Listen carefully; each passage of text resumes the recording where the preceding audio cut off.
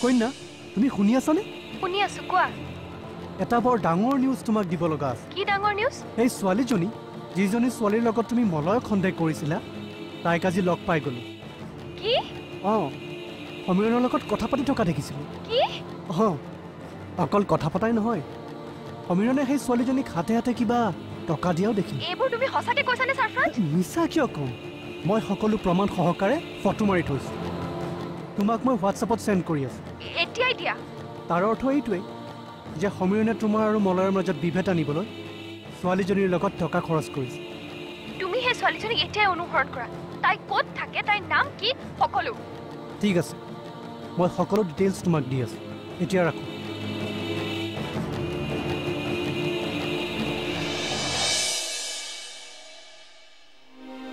আচ্ছা সমীৰণ, ইমানখিনি টকা তুমি কেনেকৈ যোগাৰ কৰিলা? অফিচৰ বাইদেউগৰাকীৰ পৰা ল'লোঁ। তোমাৰ মানৱতা দেখি আৰ্যও আচৰিত হৈছে।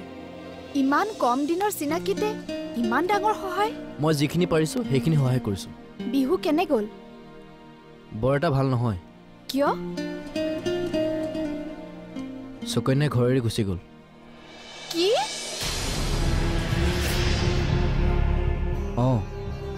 এতিয়া কি কৰোঁ তাকে ভাবি পোৱা নাই। মলয়ৰো মনটো ভাল নহয়। এতিয়া উভতি আহিবনে নাই? একো ক'ব নোৱাৰোঁ, চাওঁচোন কি হয়। মলয় ফোন কৰিছেনে? ফোন কৰিবলৈ কৈ আছোঁ, কিন্তু সি খঙতে ফোন কৰা নাই। সুকন্যা এনেকুৱা কিয় হ'ল? মানুহক অশান্তি দিলে পাইছে কি? যিদিনা ভুলৰ শুধৰণি হ'ব সেইদিনা বুজি পাব কি কৰিলে ভাল হয়, কি কৰিলে বেয়া হয়। মই একো সিদ্ধান্ত ল'ব নোৱাৰা হৈছোঁ।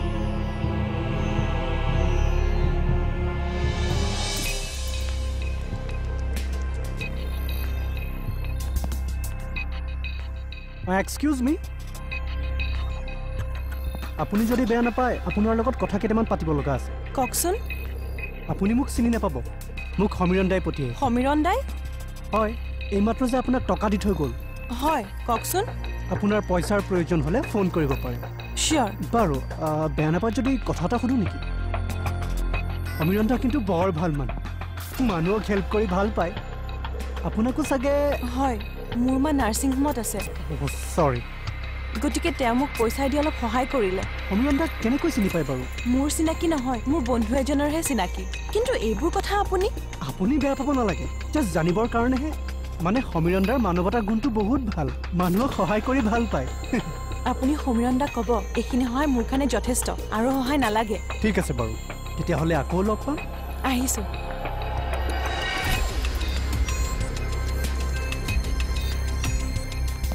তাৰমানে সমীৰণে বিনা স্বাৰ্থত ছোৱালীজনীক সহায় কৰিছে। গুড। হিউমেন বিংছ মানুহৰ অতি দৰকাৰী বস্তু। তাই যদি জেদ ধৰিব পাৰে, ময়ো জেদ ধৰিব পাৰোঁ। সিহঁতৰ পৰিয়ালটো ধনী হ'ল বুলি আমি কি সদায় সিহঁতৰ কথাই শুনি থাকিম নেকি?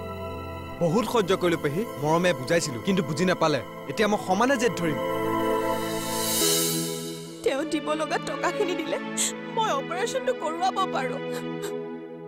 সহায় কৰিব যদি নোৱাৰো বুলি ক'লেই হ'ল।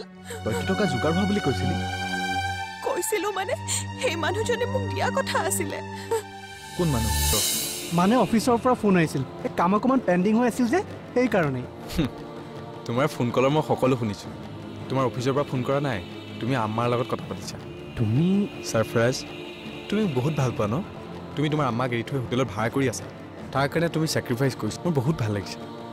তোমাৰ নিচিনা বন্ধু পাবলৈ ভাগ্য লাগিব।